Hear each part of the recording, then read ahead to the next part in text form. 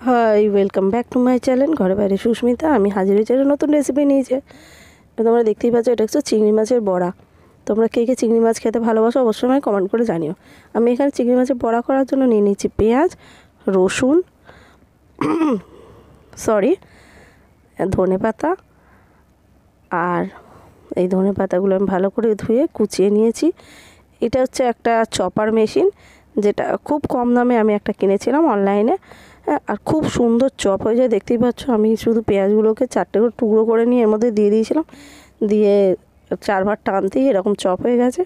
আমি চিংড়ি মাছের জন্য নিয়ে নিয়েছি 2খানা কাঁচা লঙ্কা, আর যে রসুনগুলো নিয়েছিলাম সেগুলো আমি কাঁচি দিয়ে গোল গোল করে কুচিয়ে নিয়েছি, একটু তাড়াতাড়ি হয়ে গেল। আর এইখানে নিয়ে নিয়েছিলাম আমি চিংড়ি মাছ। এগুলোকে আমি অ্যাকচুয়াল ঘাটা চিংড়ি বলি, এক একজন কুচো চিংড়ি বলে, যে যে ভাষায় কথা বলে, কিন্তু খেতে অপূর্ব দেখতে খেতে লাগে এগুলো। আর দেখতেও বেশ একটা কি সুন্দর ছোট্ট ছোট্ট মতন। এবার ওইটাই আমি বাটিতে নিয়ে নিয়েছি, নিয়ে তার মধ্যে দিয়ে দিয়েছি রসুন কুচিগুলো, কাঁচা লঙ্কা কুচিটা তো বাটিতেই ছিল, আর ধনেপাতাটা যেটা কুচিয়ে রেখেছিলাম সেটাও নিয়ে নিলাম। আর দেখো কি সুন্দর আমার পেঁয়াজটা পুরো কুচি কুচি হয়ে গেছে। তোমরা অবশ্যই ভালো করে দেখে রেখো, এত সুন্দর চপ হয়েছে যে কি বলবো। আর এখানে নিয়ে নিয়েছি আদা রসুনের বাটা, আমি সব একসাথে দিয়ে দিচ্ছি। আরও কিছু জিনিস দেবো, যেগুলো নিয়ে আমি সব কিছু একসাথে মেখে নেব। রেসিপিটা প্রথম শেষ অবধি দেখলে খুব ভালো লাগবে। ভালো লাগলে লাইক, শেয়ার, কমেন্ট করতে ভুলো না। আমি দিয়ে দিয়েছি সামান্য একটু লবণ, আর দিয়ে দিলাম হলুদ, আর এখানে দিয়ে দিলাম লাল লঙ্কার গুঁড়ো। যেহেতু আমি বেশি ঝাল খাই না, সেই জন্য আমি লাল লঙ্কার গুঁড়োটাই ব্যবহার করি শুধু রঙের জন্য।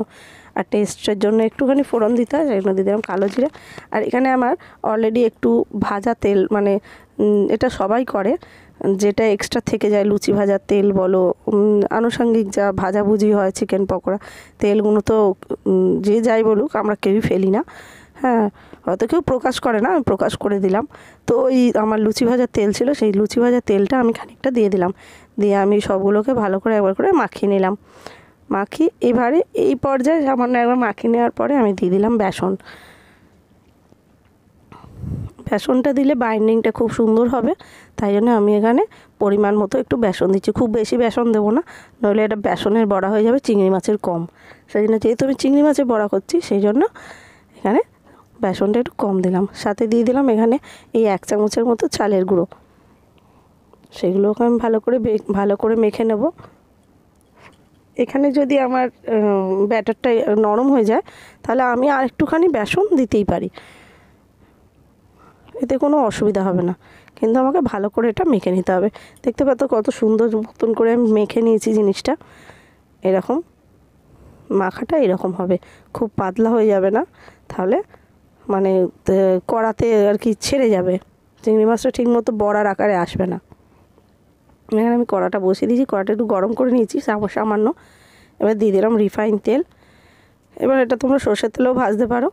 আমার গ্যাসের ফ্লেমটা মিডিয়াম টু লোয়ে আছে, খুব আমি গরম করিনি, কারণ নাহলে দেওয়ার সাথে সাথে বড়াগুলো সব ওপরটা লাল হয়ে যাবে, ভেতরটা কাঁচা রয়ে যাবে। তেলটা গরম হয়ে যাওয়ার পরে আমি আস্তে আস্তে এক এক করে বড়ার আকারে ব্যাটারটাকে দিচ্ছি। এবারে নাড়িয়েছে, প্রথমে আমি 2 সেকেন্ড নাড়াইনি, 2-3 সেকেন্ড, তারপরে আমি উল্টে দিয়েছি। আমি এটা নর্মাল কড়াই করছি, তোমরা এটা ননস্টিকেতে করতেই পারো অল্প তেলে। বোধহয় অল্প তেলে আসলে ভাজাভুজি একটু মনে হয় যেন বেশি তেলে হলে ভালো হয়। অল্প তেলেই যদি খাবো তাহলে ভাজাভুজি কেন খাবো, আমি সেদ্ধ জিনিস খাবো, তাই না? তা আমার তেলটা একটু মানে ভাজবো যখন ভালো করে আর কি, যার যখন যাবে কবজি ডুবিয়ে খাবে, এটাই আমি মনে করি আর কি। সেই জন্য ওই চিংড়ি মাছের বড়াটা ভালো করে আমি তেলের মধ্যে, বুঝতেই পারছো কেমন করে ভেজে নিচ্ছি। তোমরা কম তেলে ভাজতেই পারো, আমি পারি না, তাই জন্য আমি ভাজতে পারিনি বলে দেখাতে পারিনি। ঠিক আছে, আমি উল্টে পাল্টে দেখছি কেমন লাল লাল হয়ে এসছে বড়াগুলো। যখন দেখবে এই যে বীজগিরিগুলো তেলের মধ্যে হচ্ছে, যখন একদম কমে যাবে, তার মানে বড়াটা আমার ভাজা রেডি। সব জিনিসের সময় এই যে একই জিনিস হয়, মাছ ভাজাতেও তাই, যখন বীজগিরিটা কমে যায় তখন ওটাকে তুলে নিতে হয়। দেখো যতটা ফেনা মতন হচ্ছিল, এখন কিন্তু অনেকটা কমে গেছে।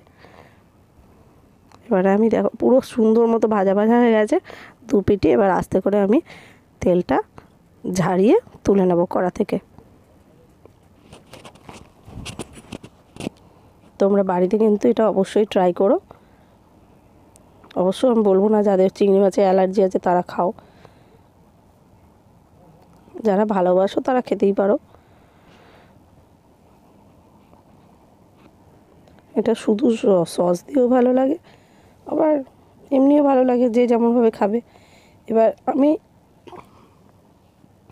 হাতটা একটু জল মাখিয়ে নিয়েছি, তার কারণ জল যদি আমি হাতের মধ্যে মাখিয়ে যদি জলটাকে ঝারিয়ে নিই তারপরে ব্যাটারটাকে তুলি, এটা সব কিছুতেই তুমি ডালের বড়া করলেও হাতের মধ্যে চিপকে যাবে না, যে হাতের মধ্যে লেগে থাকবে ওটা লেগে থাকবে না, ওটা সহজেই হাত থেকে ছেড়ে যাবে।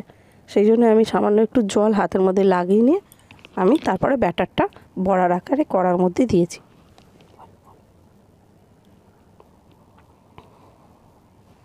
আমি এমনি করে করে সবগুলোই ভেজে নেব। দেখো আমার সবগুলোই ভাজা হয়ে গেছে উল্টে পাল্টে। তোমরা অবশ্যই এটা বাড়িতে ট্রাই করো, খুব সুন্দর খেতেও হয়েছে। দেখতে পাচ্ছ ভেতরটাও কি সুন্দর ভাজা ভাজা হয়ে গেছে পুরো। এর খুবই গরম, ভাঙতে অসুবিধা হচ্ছে, তাও তোমাদেরকে দেখাচ্ছি। দেখো পুরো ভিতরটা কিন্তু সুন্দর সেদ্ধ হয়েছে। আর একটাও বড়া ভেঙে দেখালাম। তোমরা বাড়িতে এটা অবশ্যই ট্রাই করো। পুরো ভিডিওটা দেখার জন্য অনেক অনেক ধন্যবাদ। টাটা।